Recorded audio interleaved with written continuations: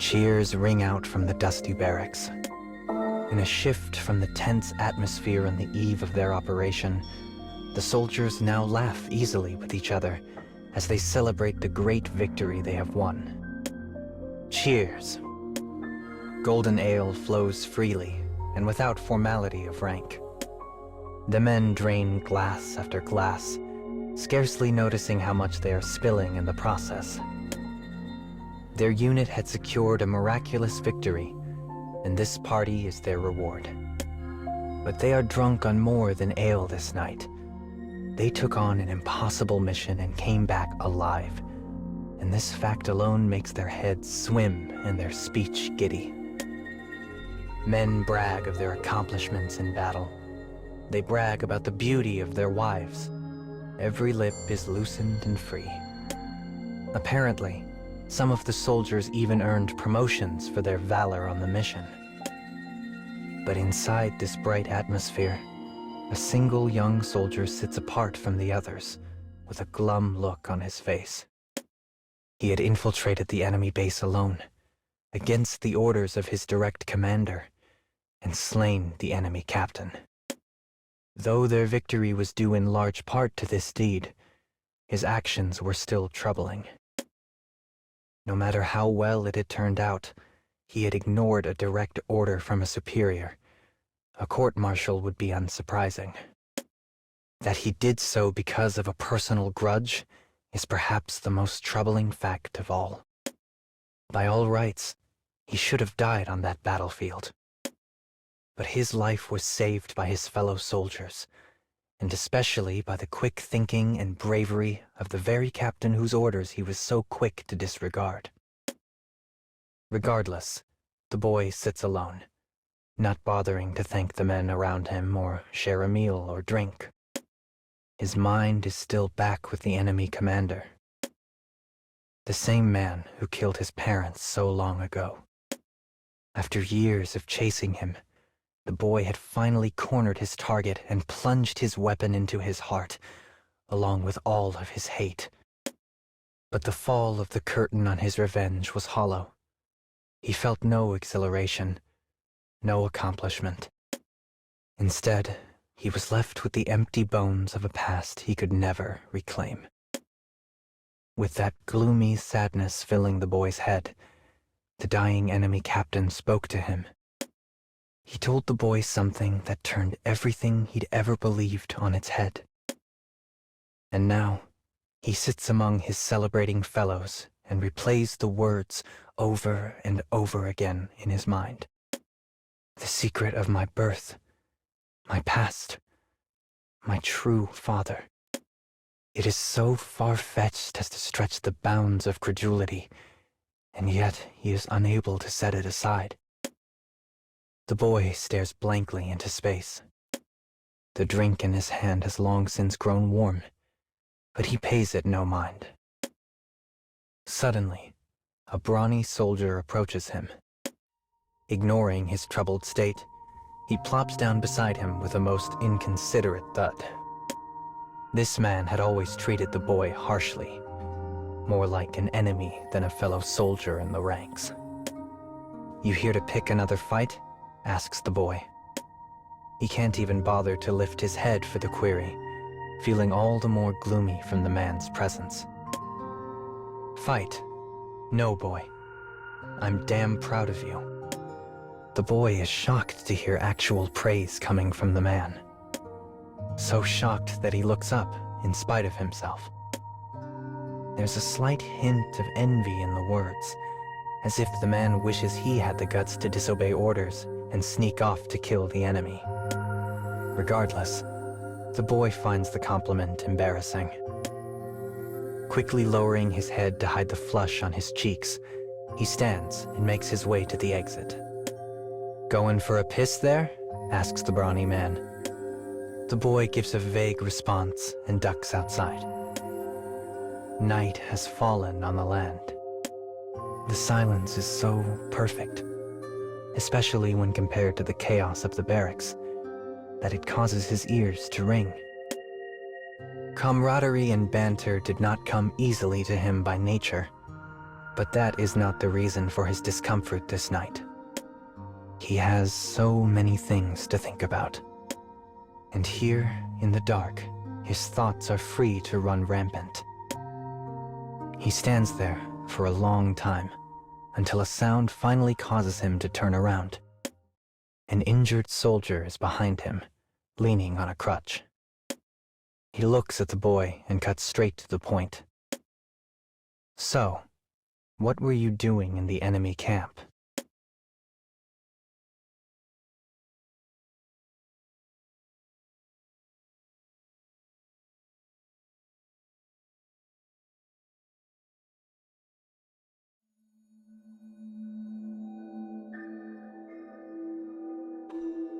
The night had deepened, the surroundings now fully dark. Faint light streams out from the windows of the barracks. The soldiers inside were still busy drinking and boasting. But here, away from all the sound and bluster, two fellow soldiers face each other in silence. The boy studies his unexpected visitor. He is young, with strong features and a shock of blonde hair. But his most noticeable characteristics are his blue eyes, which seem to shine with their own inner light. The boy usually pays no mind to the appearance of others, but even he remembered that distinguishing feature. He is one of the soldiers who received a promotion. Recalling that, the boy's puzzlement only grows. Gazing upon the soldier before him, he thinks back on the question he was asked. He asked me what I was doing in the base. We're not even particularly close, so why is he starting this conversation with me? And why did he wait until we were alone to approach me? I can't answer you unless I know why you're asking. The blue-eyed soldier stares back at him. Then, after a moment, he begins to tell his tale. We were part of the operation. My squad arrived at the camp after you killed the commander. The enemy was in total disarray, and we were able to dispatch the stragglers with relative ease. Once that was done, we searched their camp. And guess what I found? A confidential file marked with the crest of our army. Naturally, I was curious how this ended up in enemy hands, so I picked it up to take a closer look. But before I could open it, someone attacked me from behind and knocked me unconscious. When I woke up, the file was gone. But here's the thing. We neutralized the enemy soldiers, every last one of them. So who the hell attacked me? The boy starts. Are you saying I attacked you? The other soldier locks his blue eyes on the boy. That's my guess, yeah. I mean, you disobeyed orders, right? Infiltrated the camp and killed the commander all by your lonesome? Even you have to admit that's suspicious. So I'll ask you again. What were you doing in the enemy base? When the boy finally speaks again, he chooses his words carefully. He tells the blue-eyed soldier how his parents had been killed when he was young. How the killer was the enemy commander. How he became a soldier specifically to find that man and end his life. And how he didn't care if he would end up court-martialed, because his revenge would be worth any price. The blue-eyed soldier remains silent. It's as if he's trying to discern the truth in the boy's words. Silence settles between the two soldiers. In the quiet, the boy thinks about his comrade's story. He found one of our confidential files in the enemy base. But before he could read it, someone attacked him and stole it. Someone from our army. Is that file related to what the enemy commander told me? Does it relate to our country's past? And does it hold the answers I need? After a bit, the blue-eyed soldier nods and turns away, apparently satisfied that the boy is innocent. Wait, cries the boy. The man stops. What happened to the file? Well, if my suspicions are correct and it was taken by one of us, it should be in the vault here at the base. He then turns back to the boy and adds, "But don't go getting any stupid ideas. You already disobeyed orders once, and it won't go well if you do it again. So just keep your head down, okay?" He then departs, limping away on his crutch. But his warning falls on deaf ears, for the boy would do anything to know what is in that file.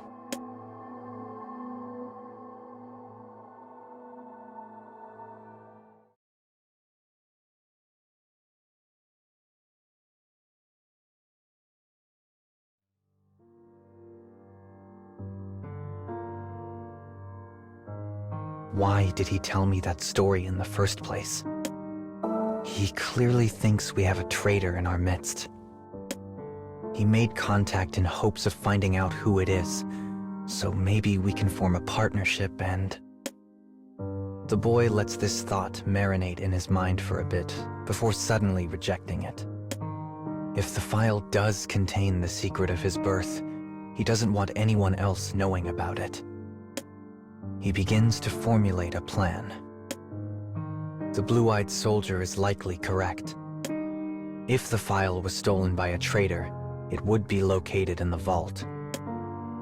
Their base is a large, sprawling complex with many buildings. There are barracks, a training ground, a reference library, and the vault, which is only accessible to a select group of people. Now in the library, the boy finds himself staring at a set of blueprints for the base. Coated in dust and weathered away to a dim yellow color, they seem ready to fall apart in his hands.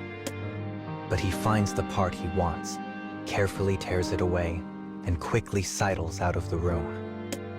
It is the route to the vault. The boy makes his way to the changing room, but not to don a disguise. Instead, he climbs on top of a locker and removes a dusty wire panel covering an exhaust duct. A duct that leads to the vault. He always cursed his small physique, but is now thrilled to have it. Drawing his shoulders tight, he manages to squeeze inside. Holding his flashlight between his cheek and his shoulder, he wriggles his way forward like an inchworm. Every movement brings a new puff of dust or a cobweb brushing against his face. He struggles desperately against the urge to cough. But just as he is about to lose hope, he arrives at his destination. According to the blueprints, the vault is directly below him. With a sigh of relief, he reaches out to the wire panel. But he can't get it free. Anger suddenly races through him, and he makes a rash decision.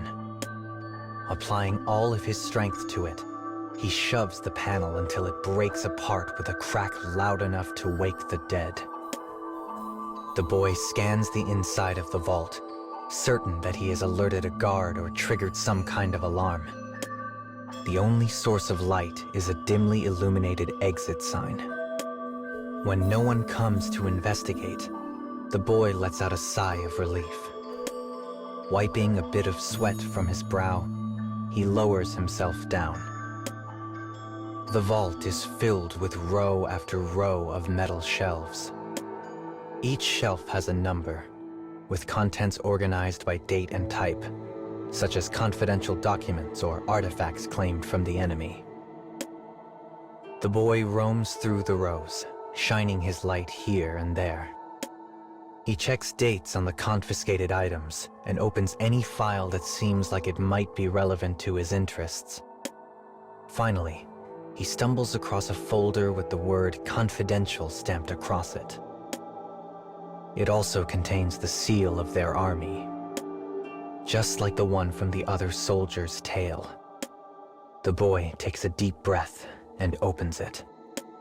The words inside immediately draw his eye. Infant abduction strategy. His heart begins to race. With a single trembling finger, he reaches out and slowly turns the page. It is a complete accounting of his country's actions. The plan was designed to create powerful soldiers. They researched genes from people across the world, looking for those with the traits they sought. Before long, they had a pool of possible recruits. Once an infant was found from a desired genetic line, they were kidnapped and raised as one of their own citizens. Everything the enemy commander had told him was true, and with each line he reads, the boy's long-held beliefs collapse. It is a pain unlike anything he has ever felt.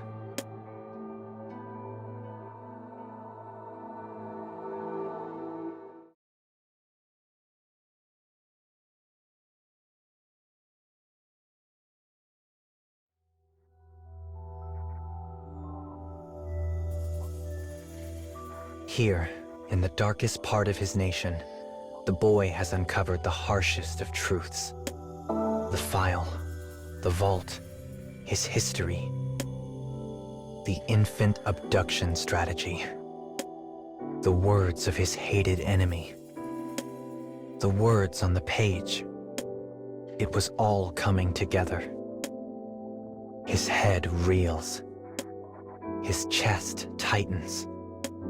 He feels like he is about to faint, but he does not. More precisely, he will not. Because he had to avoid the blade of the knife that is racing up behind him. Perhaps it is the boy's natural instincts that warn him. Perhaps the superior genes that were mentioned in the file. Regardless, he twists his head to the side and narrowly avoids having it separated from his shoulders. The weapon is a military-issue combat knife. His attacker is a man in a mask. A thin ribbon of blood oozes down his neck where the knife had brushed it. Though the boy does not understand what is happening, his training takes over and he readies himself for a fight. His attacker had hoped to kill the boy from behind, which meant his plan was already falling apart. Taking advantage of this brief lapse, the boy twists to the side and spins around to face his attacker. He grabs his arm by the elbow and wrist, locking it in place. Then he shoves the man into a nearby wall and tears off his mask to reveal a pair of beautiful blue eyes. The boy is stunned for the briefest of moments. But it is enough. The attacker twists his arm from the boy's grasp and backs away from him. "Well, that was damn unlucky," says the man. "Or maybe you're just better than I thought. Also, I thought I told you not to get any stupid ideas." It was true. The man had given him a warning. But the boy had ignored it, and now they were facing off once more. This time, there would be no talk, no parley. Instead, only one of them would leave the vault alive. The blue-eyed soldier snarls at the boy. It is a sound of anger, sadness, and indecision. "Do you think I wanted to do this? You think I wanted to stab a fellow soldier in the back?" The blue-eyed man then tells the boy a shocking truth. The chatter at the party about the blue-eyed guy being promoted was based on a lie. He had actually been transferred to the National Intelligence Corps. There, he was ordered to feign injury while eliminating anyone who might threaten state secrets. One of those targets was the boy, who had attracted attention when he ignored orders and entered the enemy camp alone. His superiors ordered him to test the boy by revealing confidential information in order to see where his true loyalties lay. "God damn it," breathes the man when his tale is done. "God damn it." His emotions take hold, and he lunges at the boy. But the younger soldier calmly dodges the blow and takes a couple of steps back, waiting for an opportunity to deploy the small knife he has hidden on his person. You came here expecting prey, thinks the boy. But in the end, I am the one hunting you. The man screams and lunges at the boy again, but the attack is sloppy and easily dodged. As his foe lumbers past, the boy pulls his knife from its sheath and draws it across the man's throat. The blue-eyed man falls to his knees, gasping. He presses his hands against his throat, but the blood simply courses through his fingers. As his heartbeat slows, he leans against a wall and slowly slumps to the floor. The light in his beautiful blue eyes dims. The boy gazes into them quietly. He does so for a very long time. When he finally comes back to reality, the man is no longer breathing. Sheets of paper from the file are scattered at his feet. He picks up one blood-soaked page and looks it over. It is a list of all the children who had been abducted. The plan had been in place for some time, long enough that many of his superiors and fellow soldiers were likely victims of it. They had been stolen from other countries, incorporated into a new nation, and given fake lives, just as he had been. Unable to collect his chaotic thoughts, he finds himself presented with a cruel truth. By killing a man who was supposed to be on his side, he finds himself with nothing left to trust. Not his country, not his fellow soldiers, and not even himself. Anger, sadness, unease, fear, hate. All these emotions swirl and churn in his heart. So then, what should I live for? The words that spill from his quivering lips are quickly swallowed up by the darkness.